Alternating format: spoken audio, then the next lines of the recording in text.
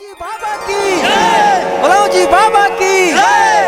चेला, फागुन का महीना है, कोई सुंदरी आ रही है, उसे तुरंत कुटिया में हाजिर करो। क्यों आज्ञा गुरुदेव?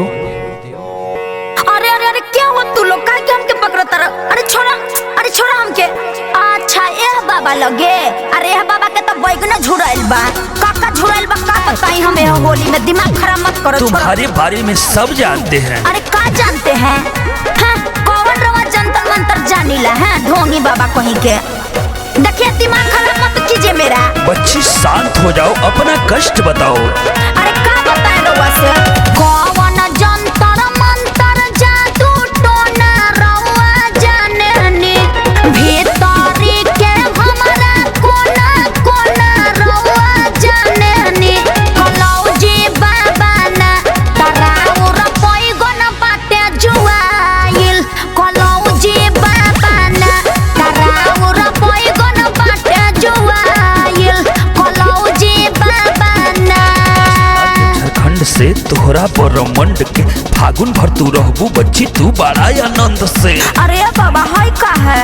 बच्ची घबराओ नहीं, ये पिचकारी है, लो हाथ में पकड़ो, टोक टोक देखो, दबा दबा कर देखो, और इस बार होली में इसी से रंग खेलो। नया बाबा हमें पिचकारी से रंग ना खेलो।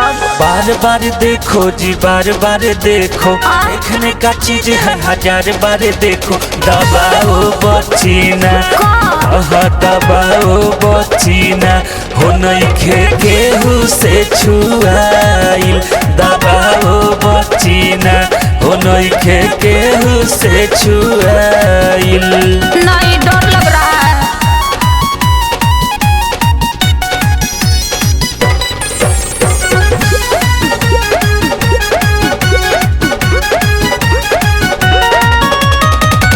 बालटी के भीतरी से रंग लेता सोख जी, कबल महर कब हो जाता छोट जी। सारा रारा जोगीरा सारा रारा, सारा रारा जोगीरा सारा रारा।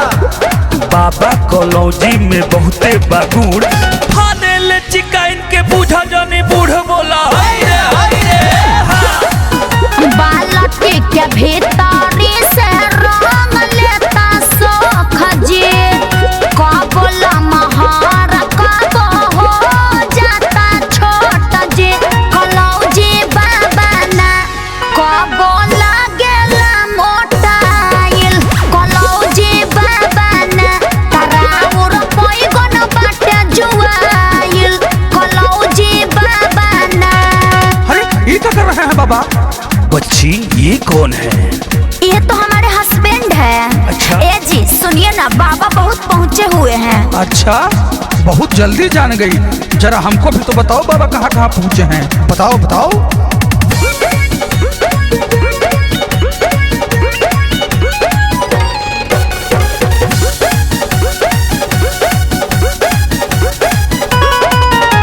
ऊपर झापर देखलिए है निहार के, अब ही न बाकी बा लड़ाई आर पार के।